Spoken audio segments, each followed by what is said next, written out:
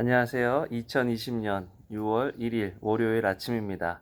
오늘도 하나님께서 주시는 은혜가 우리 속에 깨달아지는 하루 되기를 기도합니다. 같이 기도하시겠습니다. 사랑과 은혜가 많으신 참 좋으신 하나님, 어수선하고 또 힘든 이 상황 속에서 하나님을 바라고 또 하나님께 기도하고 또 하나님으로부터 오는 평강과 또 어떻게 살아야 할지에 대한 지혜와 지식을 얻는 귀한 시간 되도록 주여 도와주시옵소서. 예수님 이름으로 기도합니다. 아멘. 오늘은 신명기 27장 1절에서 10절 말씀인데요. 아, 같은 말로 반복하고 같은 말로 시작해서 마무리하는 것들을 보게 됩니다. 1절에 모세와 이스라엘 장로들이 백성들에게 명령했습니다. 내가 오늘 너에게 주는 이 모든 명령들을 지켜라. 그리고 10절에 보면요. 그러므로 너희는 너희 하나님 여호와께 순종하고 오늘 내가 너희에게 주는 그분의 명령과 규례를 따라라. 결국 하나님의 말씀을 지키고 하나님의 말씀대로 살아가는 사람이 하나님의 백성이다라는 것을 오늘 말씀을 통해서 하나님께서 알려주고 계십니다. 하나님의 백성은 하나님의 명령, 하나님의 법도를 지키는 사람들입니다. 저는요, 사실 오늘 말씀을 보면서 모세를 한번 생각해 봤어요. 모세는요, 정말 약속의 땅에 너무너무 가고 싶었거든요. 하나님께서 모세에게 말씀하신, 또 모세를 통해서 말씀하신 그 약속의 땅 가나안에 너무너무 가고 싶었어요. 그런데 하나님께서는 너는 약속의 땅 가나안으로 들어갈 수 없다라고 말씀하십니다. 얼마나 섭섭했을까요? 또 약속의 땅 가나안에 들어갈 수 없었던 이유는 이스라엘 백성들의 완악함입니다.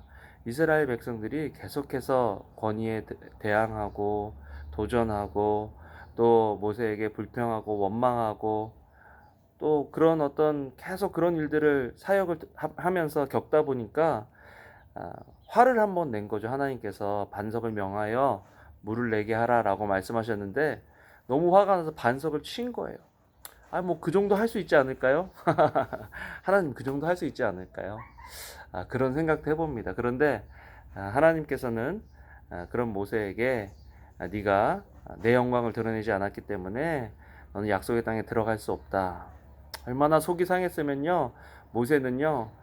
자기가 화를 내서 그렇게 됐는데 이스라엘 백성들에게 너희 때문에 내가 이스라엘 땅에 약속의 땅 가나안으로 들어갈 수 없다라고 이야기했습니다. 얼마나 정말 미워하는 마음도 사실은 좀 느껴져요. 애증이라고 할까요? 이스라엘 백성들이 얼마나 정말 미웠을까요?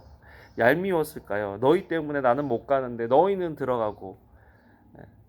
그런데 하나님한테도 섭섭하고 또 자기가 도왔던 사람들, 인도했던 사람들이 얄밉고 한 그런 상황 속에서도요.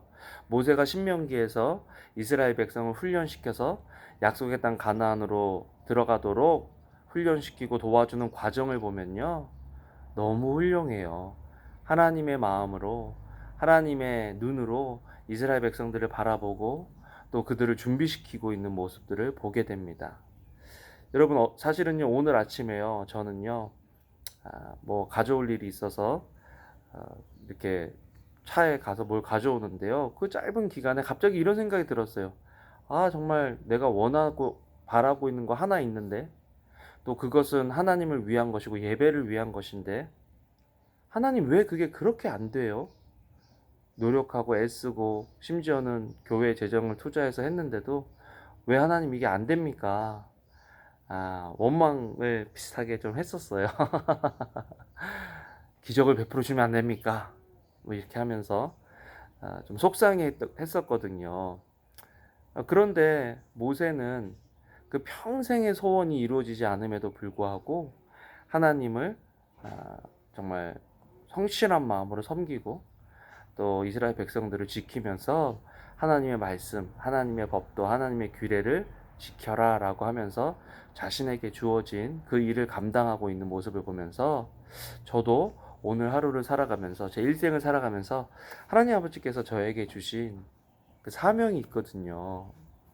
회복입니다. 저는 그 일을 감당해야겠다라는 생각을 해보았습니다. 그런 다짐을 다시 한번 하게 됩니다. 여러분, 정말 지금 너무나 어수선하잖아요, 상황이. 어떻게 이런 일들이 일어날 수 있을까라고 생각하면서 살아가고 있는데, 수많은 사람들이 지금 데모도 하고 있는데, 저는 지금 그 상황에서 데모를 진압하는 우리 경찰 형제도 있고, 또 제 사촌 동생은 오늘 아침에 그 와이프를 통해서 기도해 달라고 사진을 보내왔는데, 내셔널 가드로서 지금 나가서 지금 일을 하고 있어요. 양쪽이 다 해야 되는 일들을 하고 있다라는 것들을 생각해 보지만, 결국 우리의 가장 강력한 무기는 기도입니다. 우리가 무기력하게 느껴질 때, 내가 할 수 있는 일이 없다고 느껴질 때, 분노를 어떻게 표출해야 할지 모를 때, 그럴 때 우리가 가장 기억해야 될 것은 기도다. 기도가 우리의 가장 강력한 무기죠. 그래서 오늘 하루 살아가시면서 답답하고 힘들고 어렵고 두려운 일이 있다면, 화가 나고 분노할 수 있는 그런 상황이라면, 먼저 기도하면서 하나님께서 원하시는 것이 무엇인가를 한번 생각해 봐야 됩니다. 오늘 참 재밌는 것은 여호와께 번제물을 드려라. 번제물은요, 다 태우는 거예요. 그래서 하나님과의 관계성 속에서 다 태워 드리는 것. 수직적인 관계죠. 또한 거기서 멈추는 것이 아니라 화목제를 드려라.